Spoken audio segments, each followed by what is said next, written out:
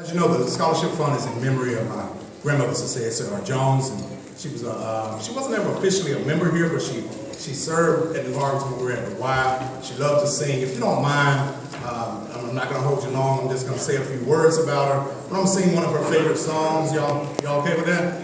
Amen. We're going to sing one of her favorite songs, and then we'll get ready for the presentation.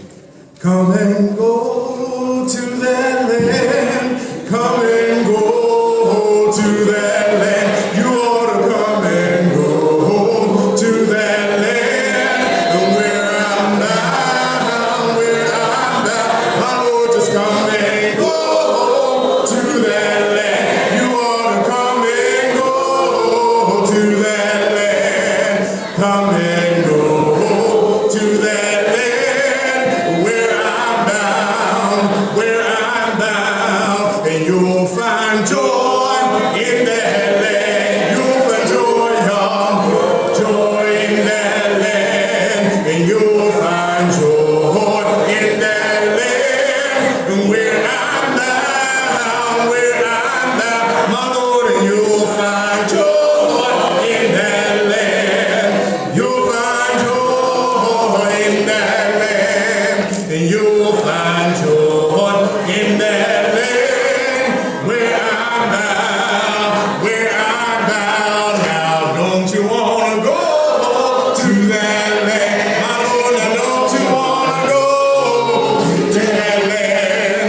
And don't you wanna go to that land? Where I'm bound, don't you wanna go to that land? Lord, don't you wanna go to that land? And don't you wanna go to that land? Where I'm bound, just come and go to that land. My Lord, just come and go to that land, and come and go to that land. Where I'm bound,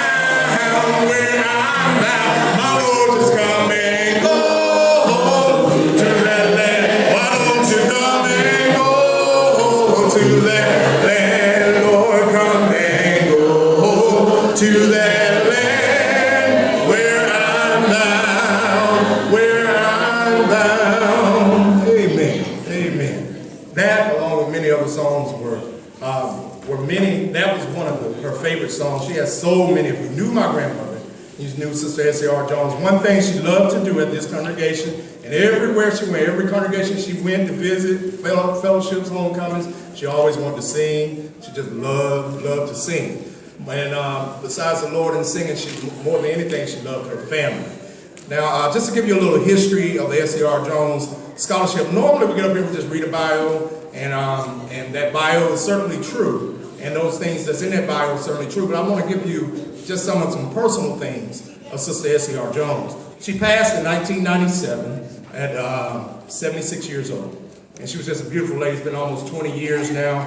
And my mother, Sister Pat Bradley, saw the vision of with some other family members to start a scholarship fund in her name. And in 1998, the first 2 scholarships were given away. And that's where we started. Those 2 scholarships were $500 apiece. And we raised that. I remember when we first started it, we had the $2 campaign. I don't know if y'all remember that, but we did. We had the $2 campaign. And that's how the scholarship started. And we used to do that once a quarter. And that grew, and we began to take it up every youth Sunday. And then it grew to $1,000, 2 scholarships of $1,000, and then 2 scholarships of $1,500 were given away. Now the truth is, Sister Essie R Jones didn't have much education. She really didn't. She loved family, she loved children. She used to go to the schoolhouse right across the street from her. People would tell me all the time that was there, used to love to see her come to the schoolhouse, and she would do volunteer work there at the school, sometimes become a substitute teacher, just a little old country person. Her and my grandfather, they were just country people. And we affectionately call my grandmother, Sister Essie R Jones, Mother. Everyone in our family, from grandchildren, great-grand, to her children, even neighbors, called her Mother. And that was the thing that we called my grandmother, and grandfather was mother and father. But she didn't let her lack of education stop her. She promoted education. I know that for a fact. She pushed me, she pushed many of our family members. She had 15 children, and 14 lived to adulthood. 7 boys, 7 girls. All of her girls went to college. Every last one of them went to college. One of her sons went to college, and then the other ones became some business owners, some master mechanics. Some of them just became good, old, hard-working people. But they believed in working, and providing, and that's what she really pushed for them. Now, most of them are respectively retired. She does have some grandsons that own a couple of trucking companies and things like that, but I want to tell you about her legacy. Now, I know my grandmother, and I'm a member of the church. I know that she is somewhere resting easy. And I wish I could say she was looking down on us smiling right now, but if you're in the church, you know she's just resting easy, waiting on the judgment. But I can tell you through her legacy of her children and grandchildren. We always talk about her children, but I want to tell you a few things about some of her grandchildren. Her oldest grandchild, Cynthia Jones, is a surgeon in the New Jersey, New York area. Cynthia is the oldest grandchild of our oldest son. Cynthia also at one time was the chief of staff at a hospital in Louisiana.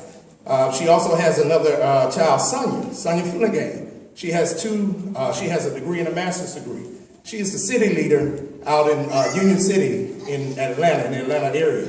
And Sonia was recently, the city leader is the one right behind the mayor. She runs the city, the mayor just does a press release and all that. She runs that city. But Sonia was recently placed on a special board, 18 members they chose for different areas. She was one of those people that were chosen for that board. Her oldest, not her oldest, but her grandson, Terrence Bradley, who was my brother, he was her first grandson to graduate from college. And then he went on to law school, and now he and his partner, Nathan Wade, own a successful law business, Wade and Bradley Law Firm in Atlanta, very sought after. She had a granddaughter named Connie and Raymond, who was, we professionally call him Ray, who was a member here until he went off to college. Both of them are engineers. And Connie is a leader with her company in New Orleans, and she's very sought after. She graduated with a double major from Tuskegee. Ray just recently got his MBA with Mercer University. And he also recently was promoted to head engineer with his job. So we're just definitely proud of that. Then there's the twins, Rashida and Ronita. Ronita and Rashida both attended New Harvest when they were here, and they both attended Alabama State. Both of them have 3 degrees. Rashida was just recently hired with one of the most sought after school systems in Georgia. She was proud to tell us about that. And Ronita, as many of you know, she's now a nurse practitioner, and she's an officer in the military. And she's down in Texas doing her work there. And I often conversate with her. Carlton and Travis James. These 2 guys, Carlton and Travis came from South America. When they came, they could barely read and write.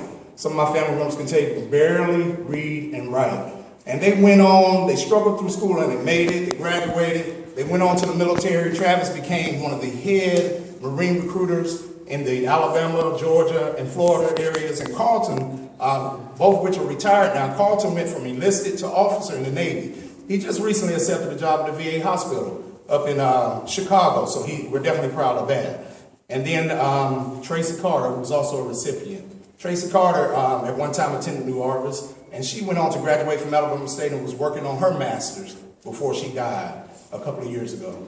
So, and then I can go to her great-grand, and I can tell you about her oldest great-granddaughter, Claudia, affectionately called Pooh. She graduated from Alabama A&M University and is now working for Mercedes-Benz. Then there are my 2 boys, Jason and Javon. Jason will be graduating, hallelujah, in December from Faulkner University. I'm gonna tell you something about Faulkner. Faulkner has a low graduation rate. That means if they start as a freshman, it ain't too many of them that make it to seniors. But he's gonna graduate. And we have some that here that I'm looking at that graduated from Faulkner. And Jason, he's already working for a law firm here in Montgomery. He's very proud of that, the ADA group. And hopefully he will be attending law school pretty soon. Javon is working just like his cousins and his uncle. He's working for his engineer degree up in Alabama. I basically wanted to tell you guys about all these people because they came from Sister Essie R Jones. Her legacy lives on through them. She has a lot of people that's up under her offspring that have education. Then she got some people that are just regular old Joes and regular old people, but they're hard.